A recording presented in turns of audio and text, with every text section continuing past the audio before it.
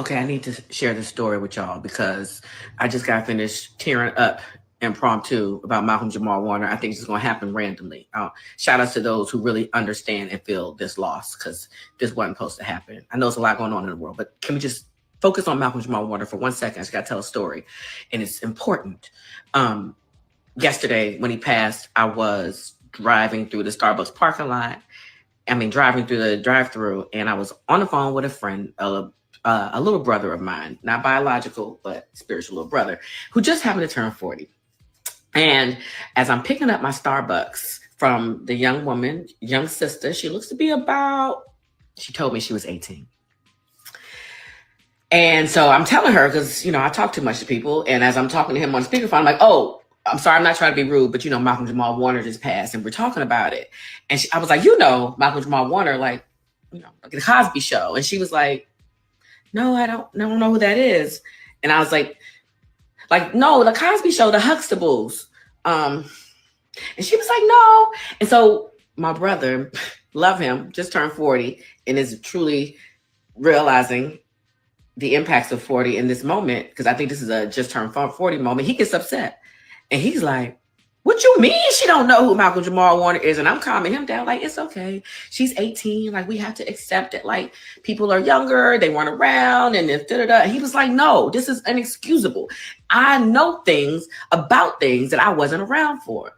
And, it's funny because I was trying to calm him down, but I really understood what he meant. And I felt that, right? Because, like, a lot of us were raised by parents who introduced us to things that definitely weren't around in our lifetime. Like, I watched Alfred Hitchcock movies with my dad because that was of his time, right? And maybe this girl is 18 years old. So her parents at the very, would think, are 18 years older, so that's 36. So, like, does the Cosby Show? My point is that, here's the deal, y'all. Because I started to get angry as I realized that my little brother is right. She should know, because we should continue to tell our history. I can assume that there were no grandparents in her home, but like, Chris is right. Like, when it comes to the way that we were raised, we were always given history lessons via music, via just lifestyle. And it made me think about, and I'm not doing this as a selling point, but I'm really happy that I decided to start a collection for my dad and his photos, which provide a history. And this whole time I was trying to do other things. Hold on. So on my dad's birthday, I released this website, the St. Clair Collection. And our first few releases of merchandise are all about giving you context and history of us. We recently lost Roy Ayers, and my dad has a very unique story about how he was asked by Roy to shoot an album cover. And so to honor Roy, we're giving you that wearable art as a t-shirt. And Nikki Giovanni, my dad had a beautiful day with Nikki Giovanni in the 1970s, and he captured these beautiful shots of her face. And we remember her, and we say her name. Teddy Pendergrass.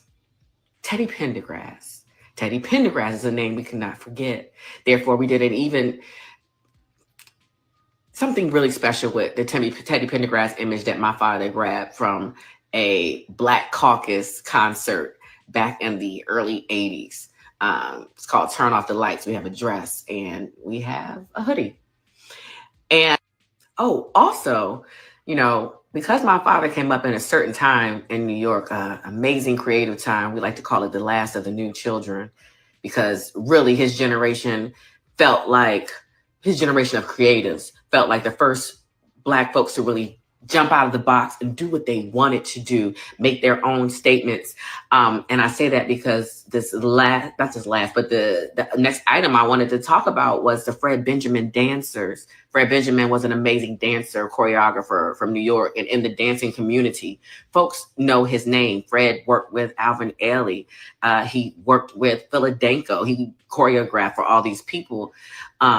And my father was not only friends with Fred, he was friends with a lot of the dancers. And so he would just take photos during rehearsal. They would do photo shoots, just frolicking as creative Black people.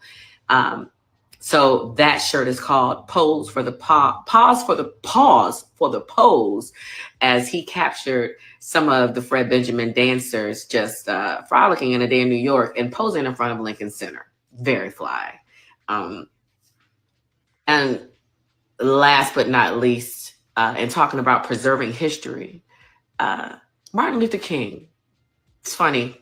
It makes me think about the news and how those tapes were released yesterday to distract. Hey, but listen, I'm not here to distract. I'm here to celebrate. And Martin Luther King has a birthday in his name because a lot of people marched and protested and rallied.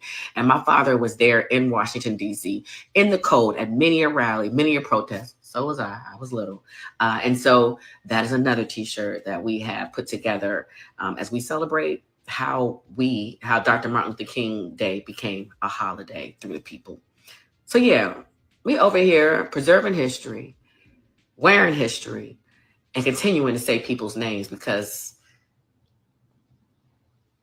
we can't have names like Malcolm Jamal Warner be lost.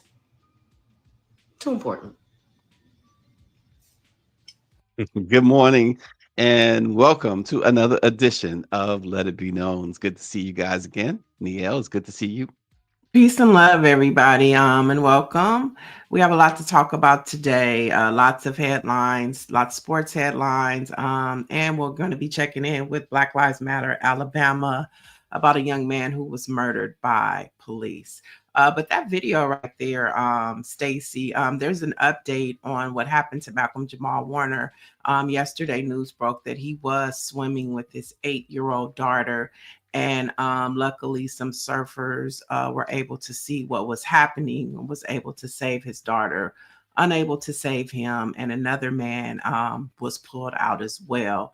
And so just more sadness coming out because, God bless his daughter. Who knows what she experienced while she was with her father. So we definitely want to keep the Malcolm Jamal Warner family in prayer. And let me just say this, that video, I'm so glad that she said that, Stacy, because I was feeling kind of like I don't want to be a Gen Xer. I want to stay young. But as I've been doing this show, I found my tribe, and I am proud to be a Gen Xer because, like she's saying, that younger generation they don't know nothing, nothing. And y'all don't know. Wet behind the ears. Wet Um behind the ears.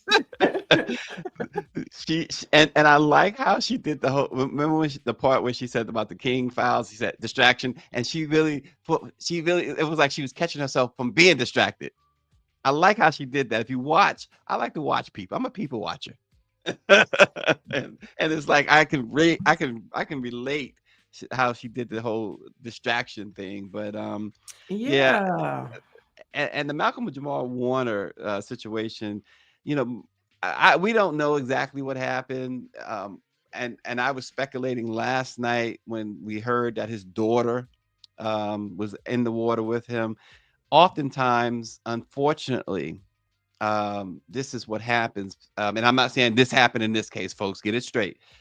But a child gets carried away by the current or whatever, riptide or whatever, and the parent goes after the child. And the parent, we've seen so many stories where the parent is the one who ends up in the same manner of Malcolm Jamal Warner.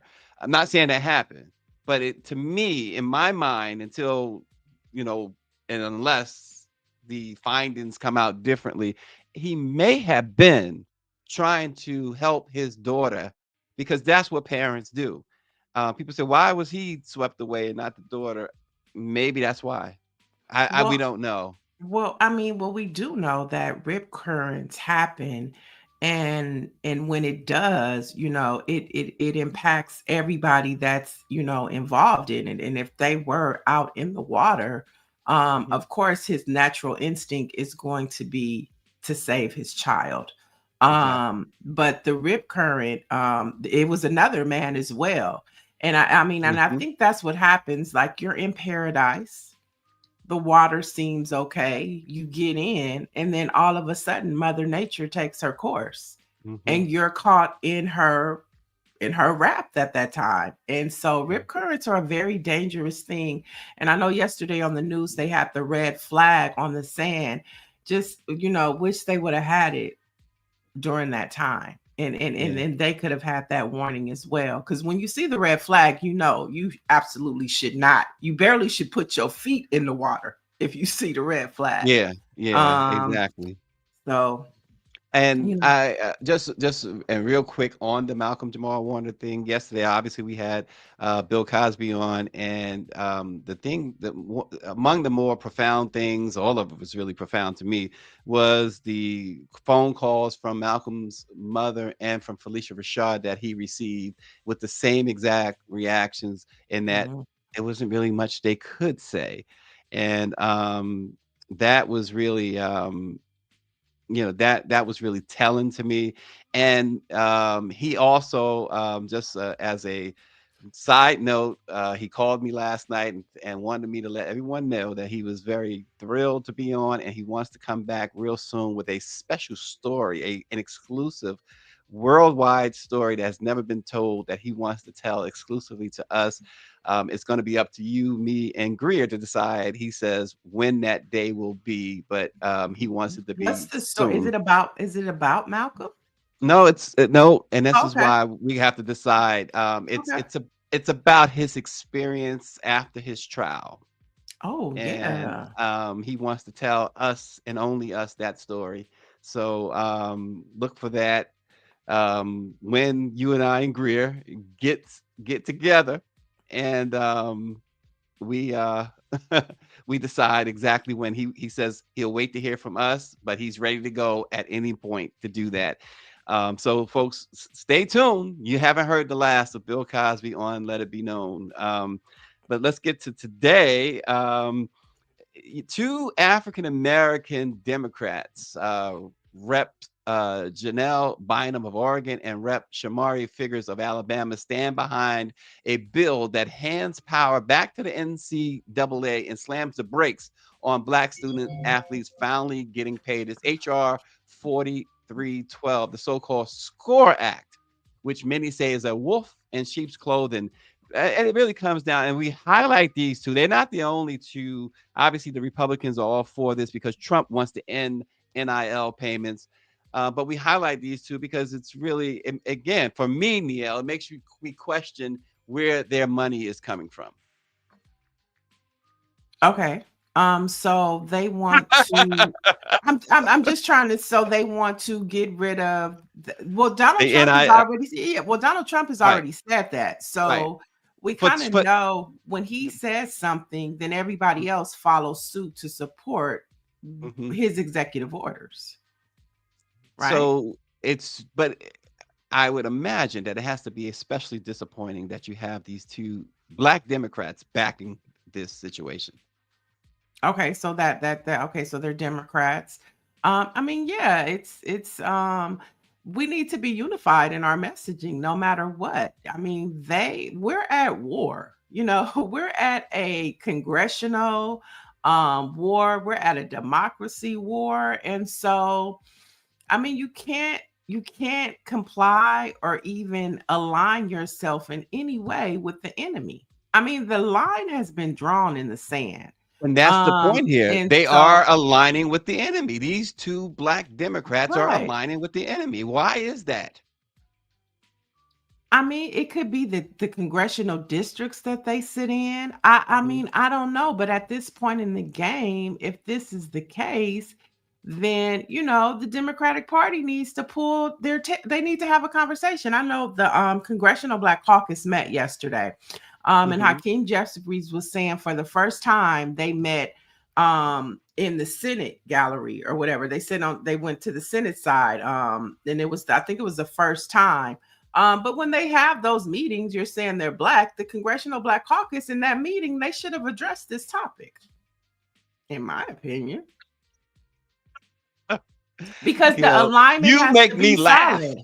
The alignment, no, but I mean, this is how politics work. Everybody knows I understand that. Yeah. And so this should have been one of their agenda items that they discussed. You know what I'm saying? Like, not just this topic, but just how not only Democrats, but especially the Congressional Black Caucus, they need to move as one. Okay, you know Mm-hmm. you're not going to get Byron Donalds. You know you're not going to get Tim Scott. I'm not talking about them. I'm talking about the Congressional Black Caucus as a whole. They need to move together. You know, I mean, Mm-hmm. I yeah. tell you what, Lauren Burke, who has done one of the best jobs covering Congress for years, is up in arms about these two Democrats supporting this bill. She and I were texting about it, and she started the text, and she was just up in arms. How could they? And Shamari just got elected, so is he bought off already? Good Lord. So anyway, I we mean, will they all see. do. They all do random things. We were talking about Cory Booker and how he was the only one to vote for one of Trump's appointees. So they Mhm, all do. You know, it's all based upon who they have, who they're receiving PAC money from.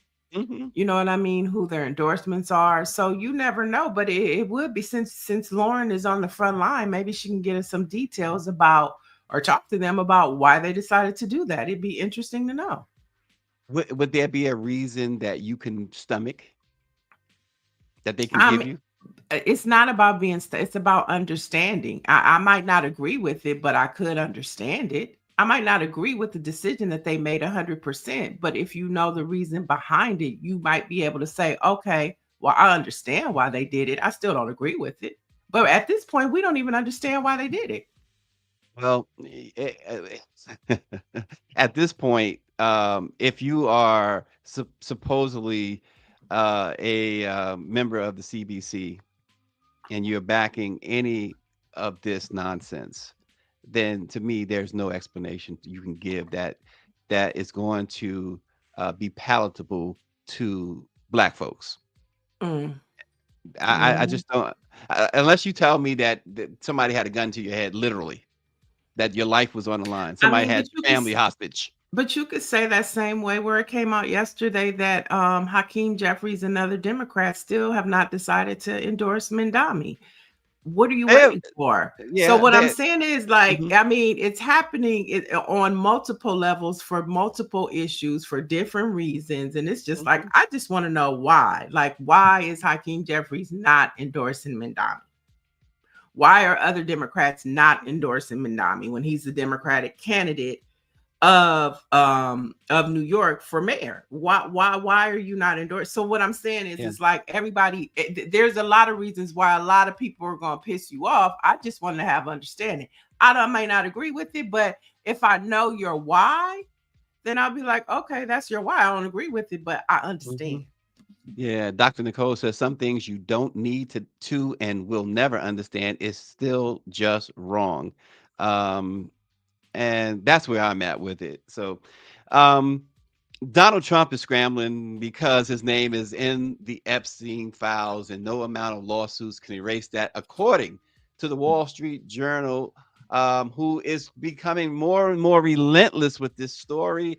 And this journal is owned by Trump's own ally, Rupert Murdoch, and they are not backing down. Despite Trump suing the paper and its reporters, the journal confirms what senior administration officials have known for months. The Justice Department briefed Trump back in May that his name appears multiple times in Epstein's documents. And now, even Michael Wolff, the author that Trump had banned, has come out with tapes that suggest strongly that not only was he and Epstein best friends, quote unquote, best friends, but they talked openly about things about uh, relations with underage girls and also extramarital affairs. Mhm. It is as explosive. The Wall Street Journal is going all in and is as explosive as it can you can imagine.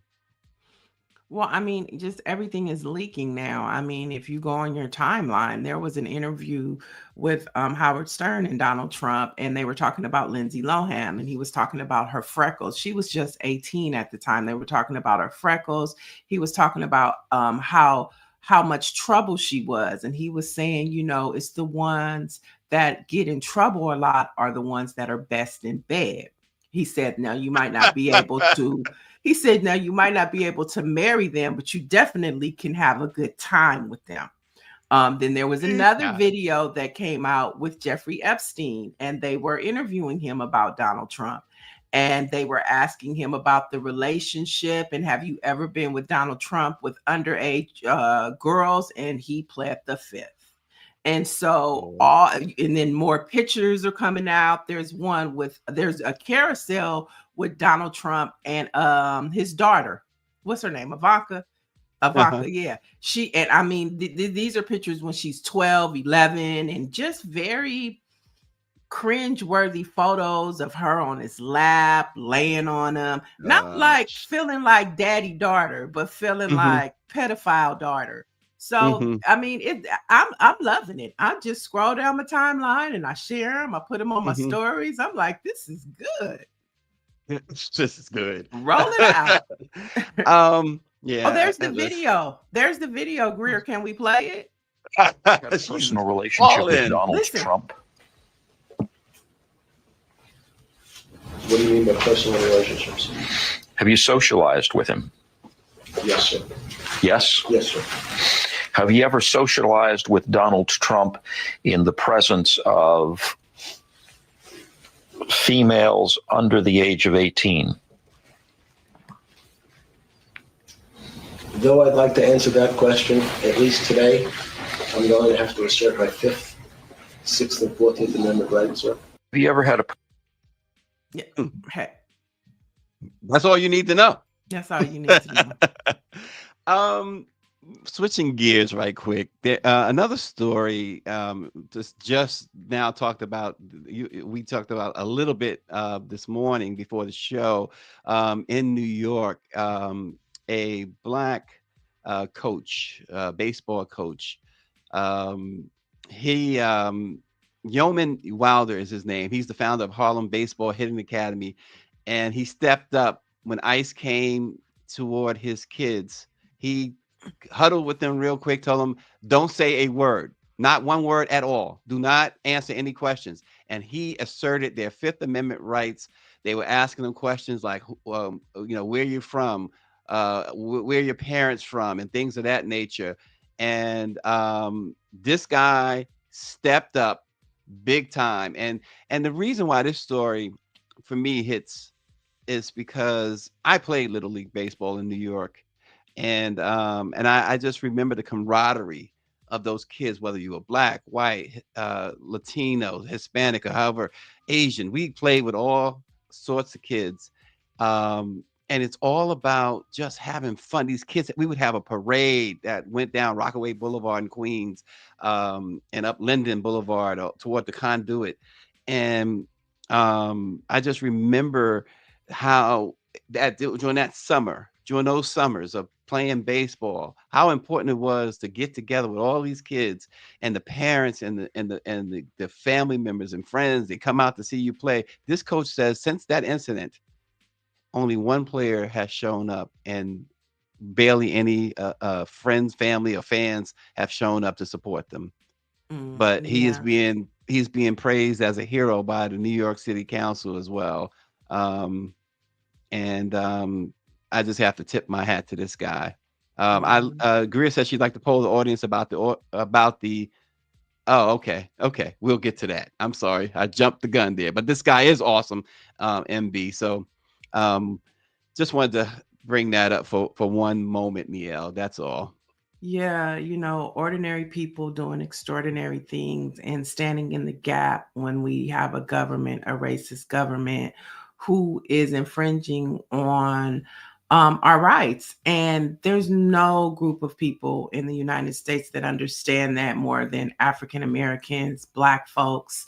And so we need more heroes like this. And I think that brings us to our guest that we have today, Stacy, because as police sanctioned violence continues to grow and have the support of the Trump Klan administration, organizations like Black Lives Matter, Grassroots, is still on the front line, still speaking up for the unspoken and speaking up to police officers. So joining us now is the Black Lives Matter movement coming out of Alabama.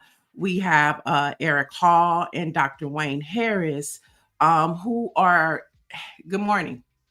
Good morning. Good Good morning. morning.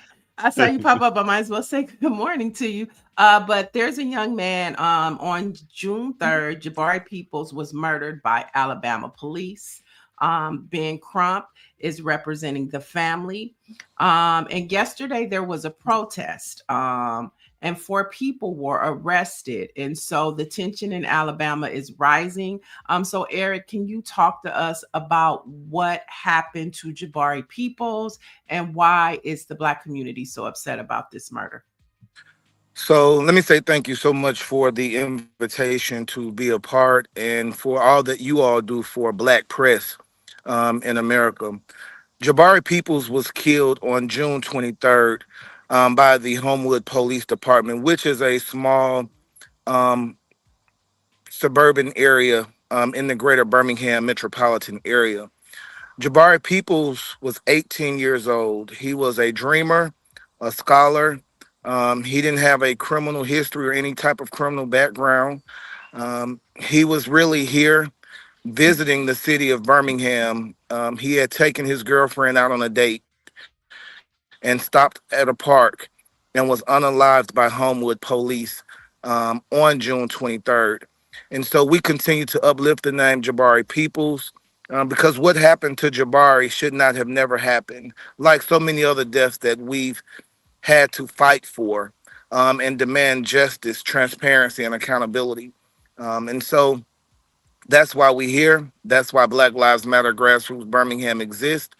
And we're going to continue to keep up the good work and get into good trouble. Yeah. Eric, an autopsy, an independent autopsy, did determine that Jabari was killed by the police by they shot him in the back. Now I know forever one of the guidelines for police, regardless of the state you're in, um, is that shooting in the back was greatly prohibited. Has that been something that Attorney Crump or others have brought up in this case? That is correct. So there, the attorney Ben Crump, we actually had to do a second autopsy, and we're grateful for all of the community partners and Black Lives Matter Grassroots for making that second autopsy possible. Had it not been for the second autopsy, we would not have the information that we have. For example, Jabari Peoples being shot in the back. We know that the bullet that Jabari was killed with um, is no longer in his body, and we're trying to now find out where is the bullet.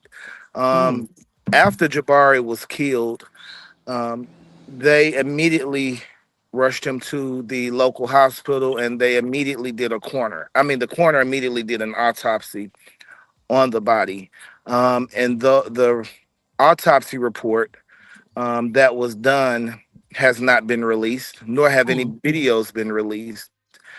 And so, sad reality is the day prior to his burial, actually hours from his funeral, um, Jabari was still being transported from Alabama to Georgia, so that a second autopsy can be done, so that we can start this road to finding answers as it relates to what happened to Jabari, how Jabari was shot and killed, and so forth.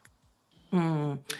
So we have joining us now as well the communications director for Black Lives Matter Grassroots Alabama. We have Reverend Dr. W. Taft Harris Jr. Hey, how are you Good. this morning?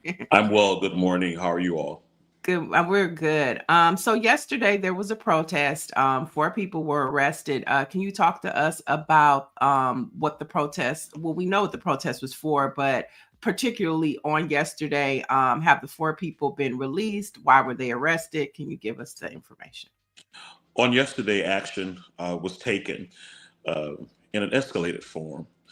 In our original meetings with the city county manager and the mayor, we said to them to their faces that there was a storm on the ocean, Mm, the old church song, and it's moving this way, and that they needed to be anchored because when people feel unheard, Dr. King says that protest. I think Dr. King said riot is the way they respond to the feeling of being unheard. So on yesterday, we met at Homewood Park, soccer park, the place where Jabari was killed by Homewood police. We then made our way to the Circle K gas station on a very busy intersection.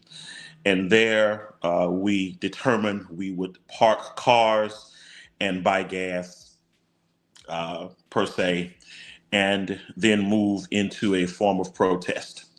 And during these protests, 4 persons were arrested. There was no warning. There was no nothing.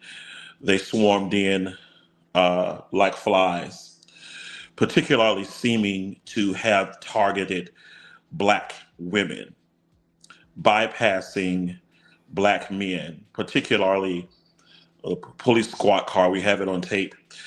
Came about this close to me, and he bypassed me and went right for Black women.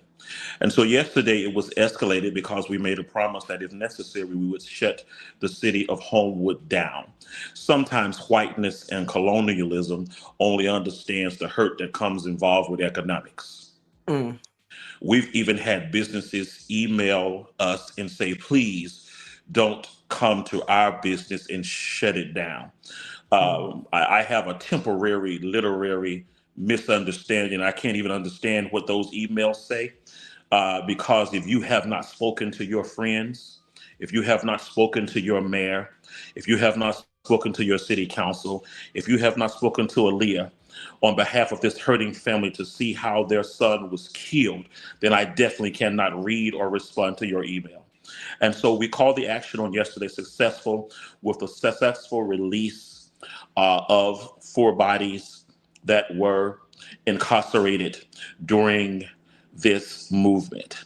And so this is the first of many actions that we will be boldly taking.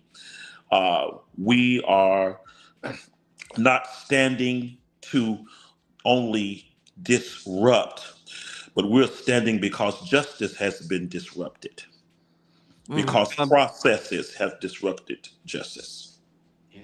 Dr. Harris, let me ask you to explain briefly. You said that they were targeting Black women instead of the Black men. Why was that? I have no idea. We know that many times that is what whiteness and colonialism has done, is targeted our Black women. But it felt that way, not just from myself, but from people. We had people as far as Maine and Mobile present protesting. And so it felt that way, and it looked that way. It looked that way. It looked as if they went right for our Black women. Mm. Yeah, yesterday when I spoke to Eric, as he was talking to me, he was talking about the bail. Do we have the bail money? So I mean, I really caught a piece of you guys in action yesterday. But I want to talk to the both of you. There was a second autopsy. What did the police originally say happened to Jabari Peoples to make the family want to have a second autopsy or question even what was coming out of the police department? Initially, the police had made a statement, that there was resistance, that Jabari resisted arrest, and they automatically go to, just as, any police department, justification for the police officer. And the reality is we knew that there was different because, one, there was a witness present, and based on witness accounts and our own investigatory team, doing our work, we knew that there was conflicting statements. And so the things just weren't adding up as it relates to the timeline that was given. There were too many unanswered questions. And so we felt that it was necessary that we do the second autopsy so that we can determine what was the fatal occurrence that killed Jabari. And so we're learning, and we're still piecemealing because the state has not turned over anything to the attorneys. They hadn't turned over an autopsy report, which the attorneys have filed a petition to get that information. Of course, the family has not yet seen a video, or a video hadn't been released. And so we, the community, we're looking for answers, and we're investing at this point in those answers, because the same system that we pay into, of course, don't protect us and give us the answers that we're seeking. And so we have to find those answers. And I add to And that okay. transparency is always essential. It is essential to knowing what really happened, but it is also essential to help the grieving process of the people's family. This transparency. And so when we look at this, understand that the best chopped and screwed videos are not rappers. They are videos from across the country that have gotten chopped and screwed when something has happened to black bodies. And you get the video back, it's all chopped up. It's all Yeah. edited. Well, They didn't. and Dr. Harris and Mr. Hall, the autopsy you speak of, the second autopsy, because you don't know the findings of it was inconclusive according to the what we understand of the preliminary autopsy anyway, but the second one found that he had been shot in the back and there was no exit wound, so therefore the bullet remained inside of him, right? The bullet should remain inside of him. However, the bullet was not present. And Attorney Crump and the legal team made sure to express that during a press conference, that, where's the bullet that killed Jabari Peoples? And so that, just like the other information, we're fighting to locate and get. That is horrific. Yes. So what's next? You brought up civil rights attorney Ben Crump. What's the next call to action for this family and for Jabari?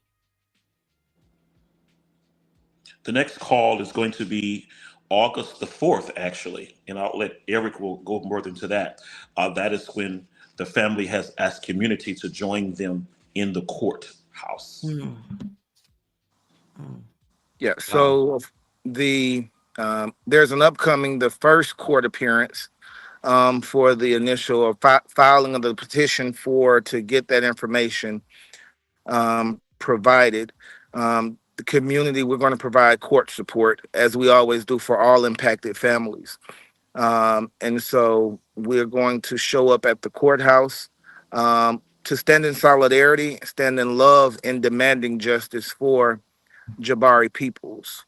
And so we do anticipate having a large presence from community members across the state of Alabama, from his hometown in Aliceville, Alabama, to people from Birmingham and other places.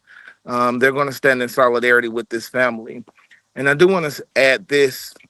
There are daily actions, just as we've done several protests prior to what took place on yesterday.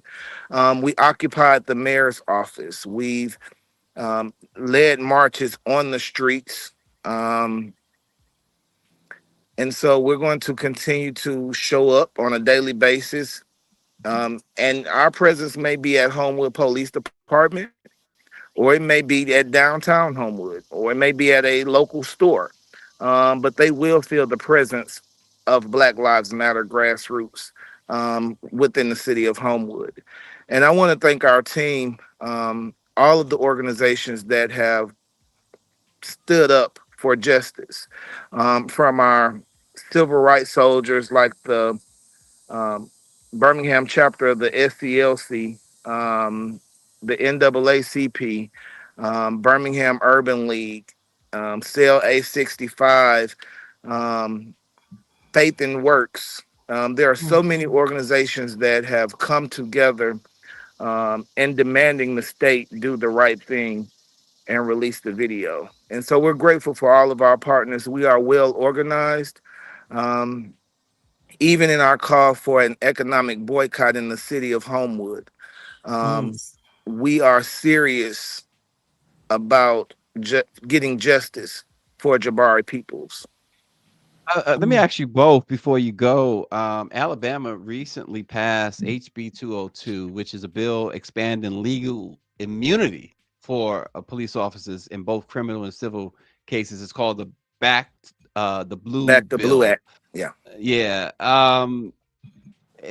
What has Black Lives Matter? What are you guys doing down there as in opposition to this bill? Well, our stance is always end police immunity. We're going to continue to fight to end police immunity. And in places like Alabama, you have to realize Alabama is still the home of the Confederacy. It's still the Sure. very ruby red state. And some of the things that you see in DC, we get it first here in Alabama. And so as they are passing laws to add protections to protect the police, as a community, we are building resources to ensure community protections from the police and also ways to hold the police accountable. And so we know that we have a mandate to keep us safe, to keep communities safe. And so we are organizing, we're building power with community every day. And we're pushing back against that legislation, but we're also investing in organizations on the ground to ensure the safety, especially of Black and brown people. That's so That important. So that important. Go legislation ahead.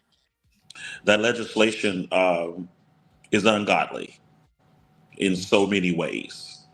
And Mhm. so, as Eric has said, while we are building power in the process of protesting with the family of Jabari peoples, we also have to take a look at this legislation and a look at its legislators.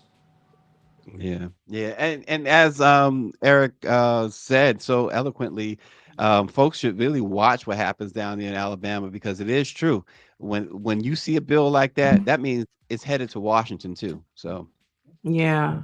And if there's not even really populating around other states on a state right. level. Thank you, gentlemen, so much for joining us this morning. This is an open invitation. Please keep us updated on what's happening for accountability for Jabari peoples. We appreciate you. And of course, Black Lives Matter. Black Lives. Thanks a lot. Well, that's it's really a shame that we continue to have to talk about stories like that they continue to happen. And we know that under this current administration, they are legalizing it even more. So, Yeah. And there's more things going on than the Jeffrey Epstein files and the ludicrous actions of the Trump Klan administration, which are impacting Black people like this right here. And so to have a space to where we continue to amplify these stories are so important. We have some more headlines to jump before into. you get to it, What? I got one more. Stacy, I was about to do that. Go ahead. I got one more. You know I got to say this. Come on now. Prince is back. Not alive, unfortunately, but remixed, remastered, and reimagined. The acclaim. That's right. 1987 concert. It's probably the best, most decorated concert film of all time. When you think of concert films, many will think of course, Michael Jackson's "This Is It," which after his death, everyone was really interested in seeing those rehearsals, which was the concert film "This Is It." And of course, Elvis's 1968 comeback special was also among the big three in concert films, but the biggest, Sign of the Times. And for a limited run starting August 28th, um, it will be in IMAX theaters nationwide. Looking forward to it so much. And those who have the privilege of going on their first date on August 28th, I should say, will receive a special commemorative concert ticket from the Sign of the Times tour from way back in 1987. And that was, other than the Revolution, that was probably Prince's best band. Mm. Cool. Without question. Yeah. And so many people have died though, Niele, from Prince's band, including that particular band, including the female singer. I don't remember her name. You had Brooks and the other guy. They passed away. And Cat Glover, who actually directed Sign of the Times concert film, and she was his muse in that film. She also recently actually passed away. So this is a tribute to all of them, not just the great Prince. So y'all got to check it out. I'm there. I got tickets. I got family going with me. We going. So What there are you have it. when is it airing again? When can people It go watch it? starts. It's going to be on in IMAX theater starting August the 28th. Nice. Yeah, All right, it's a there you limited have it. run, 1 week, 1 week Yeah. only. Make sure you get your tickets, y'all. All right, let's head to Detroit. One of Detroit's most prominent pastors, Bishop Charles Ellis III, this week he notified his congregation that a former member with whom he had inappropriate relationship was leveling false allegations. Now, Ellis, of course, is the senior pastor of the popular Greater Grace Temple. He told his church in a letter that he turned to his bishop around the time he was involved with the woman. And he said these indiscretions were addressed in a redemptive process, which included counseling. Now, Ellis is married and has 3 children. And if you're not familiar, he's a very popular pastor. Greater Grace sits on a 20-acre campus known as the City of David. And it also houses some of his endeavors, which includes a travel agency, daycare, charter school, and a television and recording studio, and a funeral home. So he has a whole city in the City of David. Now, Ellis and Greater Temple were in the national spotlight, if you recall, because they hosted the funerals of civil rights icon Rosa Parks in 2005 and Aretha Franklin in 2018. So he's a very popular pastor. And basically, he admitted to the indiscretions, but I guess he doesn't like what the woman is coming out and saying now. So, you know. Wait, Patricia Jackson said, please get rid of Viagra. What? I mean, Goodness go grief. ahead. You know, RG says that's some, he said now that is some raw church mess. real church mess. Oh Lord, he said. Yeah, I mean, I guess he don't see nothing wrong with a little bump and grind. I don't know. Gosh. But he said he talked to his bishop and he has been redeemed, and now she coming out of the past. But I think the fact that he had to send a letter to his congregation, he was worried about his tithes and offering. Okay. Don't run away. Don't run away. I've been redeemed, he said. So we'll his bishop redeemed him. His bishop, he talked to his bishop about it. And so and this happened like 15 years ago, he said, but the girl is coming out. And a couple people have tried to talk to her, but that's him. That's him. That's Bishop the Ellis. one that groped Ariana Grande at Aretha. Now, are we saying did he grope her or did he just put his her. arm around her? And you saw Jesse and them in the background at that funeral checking Ariana Grande. Oh, that was such a horrible display of all those men on that platform. David Youngblood said he was worried about his continued employment. Okay. So that's coming out of Detroit, and the young lady or the woman who is making these allegations, a couple people have asked her for interviews, and she asked, "How much are you paying?" Oh God! She want to know how much. But MB always has a line for us, Niele. He says, "Was his redemption notarized?" Ooh, okay. Well, only God knows. Only God knows. The only person that can notarize that is the good Lord himself. Okay. Oh man. Oh gosh. So we'll continue to monitor that story and see if the woman goes any further than what she's already going. You want to be paid. Yeah, because clearly she ruffled his feathers because he sent the letter out Monday night to his congregation. And so yeah, and so look, Let It Be Known got an exclusive copy of the letter. Okay, so let's go. Let's jump into some We ain't sports. paying her to come on. Let it be known, though. Well, she didn't write the letter; he did. We got the church letter. Oh God. So in more, let's jump into some sports news. This is really important to pay attention to. Team USA has banned transgender women from competing in female Olympic categories. And this includes the Paralympics as well. Now, the shift follows the February executive order from Donald Trump calling it keeping men out of women's sports. The Olympic Committee has not really detailed how this policy will be enforced or whether it will apply to men's categories. So my issue is, if it's going to be for transgender women, why can't it be for transgender men? I mean, it should be across the board, right? Why would you only pick on the transgender women and not the men? That's the only issue I have with it. Let me ask you a question. What if you found out that Donald Trump is really Donna, and that's why he's doing all? They always say, listen, when they talk about his manhood, if you will, they always say micro and this and that they don't know if it's there or not. Hey, it might be something to it. Okay. But on a serious note, I kind of agree with this ruling. I just don't agree with that it's not across the board for men and women. I do believe that transgender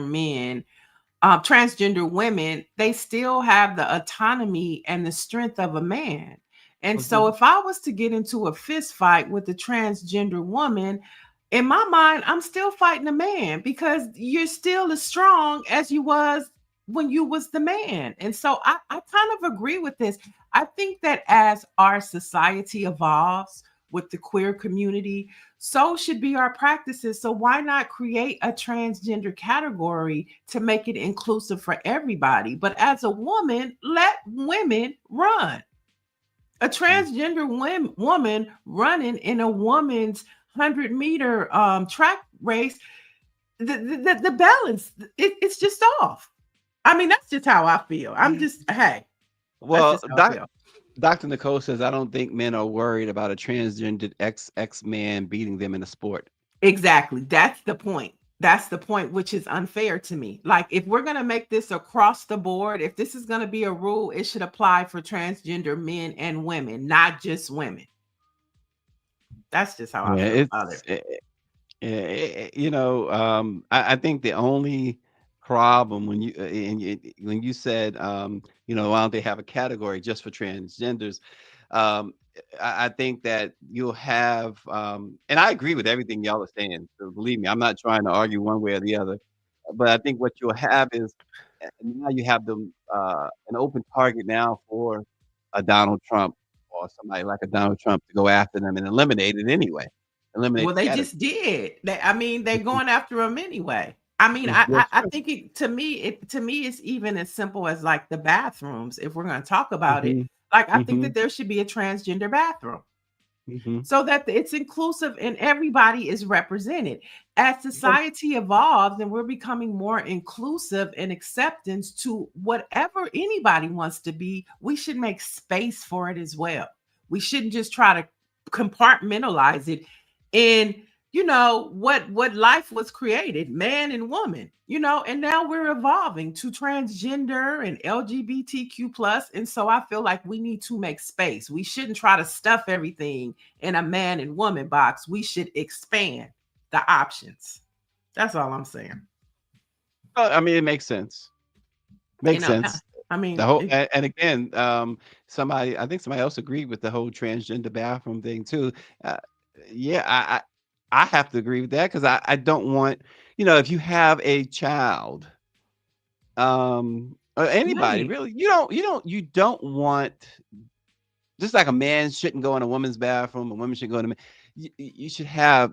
So yeah, I agree. Let me just leave it at that. I agree. Yeah, just evolve with time. I remember maybe about 10 years ago at my church, they were having this issue because they had a large amount of transgender women starting to come to the church.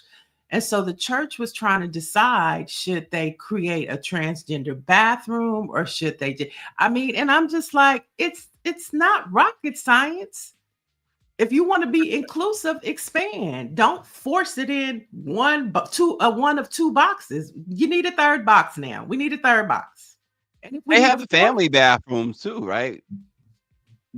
well, Which that's is you're talking about kids. You really don't want them in the family bathroom.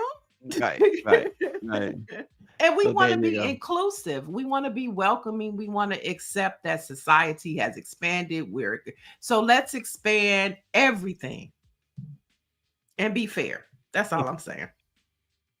All right, we're going to continue in the sports, and this is a story that you really have passion and opinion about. And I'm talking about Venus Williams, who just won her first single match in 2 years at the DC Open. Look at Now, them legs. the 45-year-old champ made history. Only one other woman, Martina Navratilova, ever has won a tour level single match while older. Her last victory came, and I'm talking about Martina Navratilova, at the age of 47 in 2004. But the bigger conversation that you wanted to have is about a comment that Venus made, and I'll let you take it from here. Yeah, she said she came back and now she laughed about it and she may have been joking. For healthcare benefits, that it was a problem with Cobra or whatever. I can't quote her verbatim, but it raised a lot of eyebrows, with many asking, like myself, was she serious about that? And it wouldn't be surprising on one hand that she would be serious about that, or at least making a statement. They informed me earlier this year I'm on Cobra. So I was like, I got to get my benefits. So I started. She's actually not lying about that, because we talked about that about 6 years ago. So you're actually telling the truth. You know, insurance is hard. Insurance, you guys know what it's like. And let me tell you, I'm always at the doctor. So I need this insurance. Yeah. Yeah, so it's eye raising, and for a lot of reasons.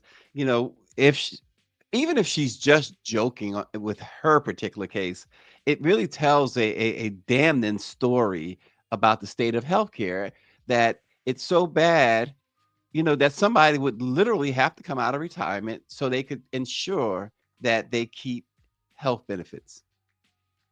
Yeah.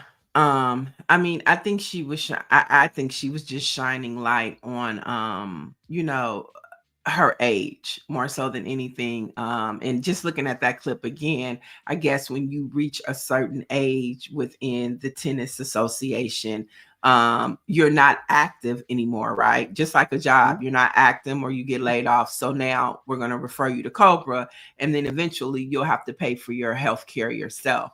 So for the common person, yeah, it's a problem.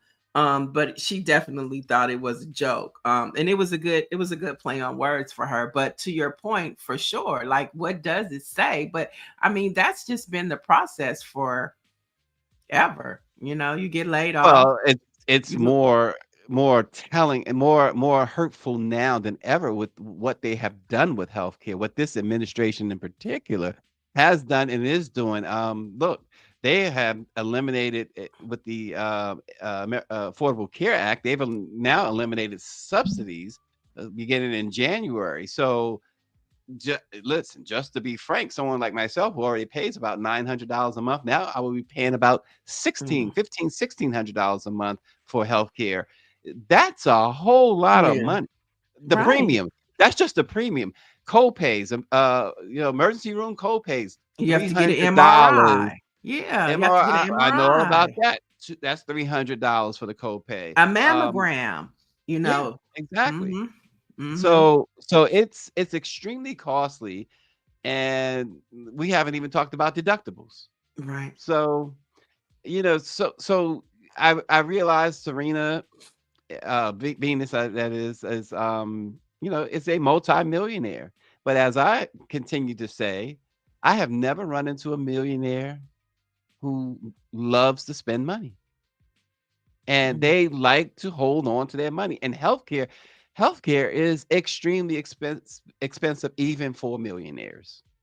So Well, look, I for don't, her to make that that's their statement. problem, Yeah.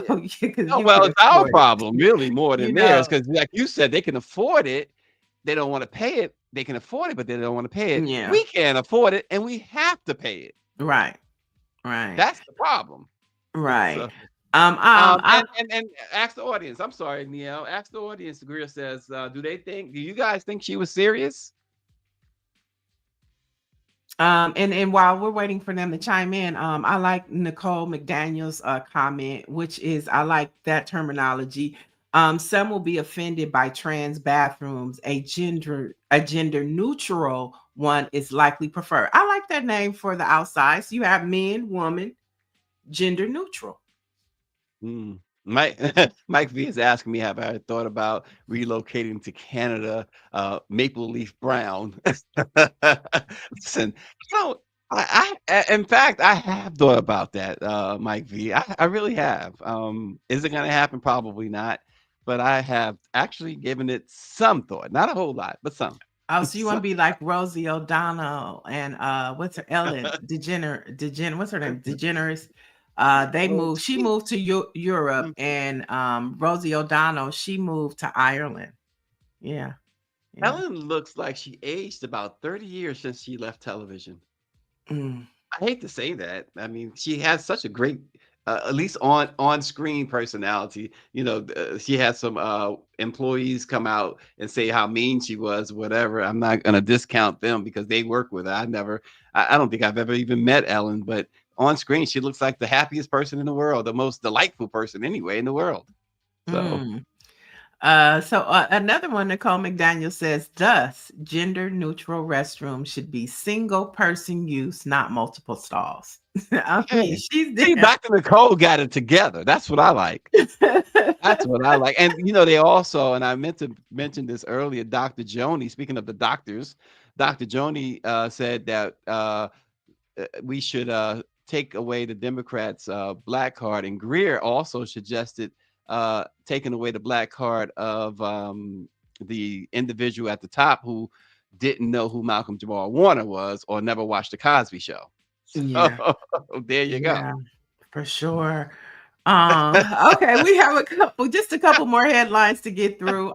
This is a interesting one for all you NBA fans. After recently stating that this upcoming season may be his very last, NBA veteran point guard Chris Paul has decided to come on home and sign with the Los Angeles Clippers, marking a return to the team he previously played with. Now, according to the Clippers, he is coming home after leaving the franchise at the end of 2017.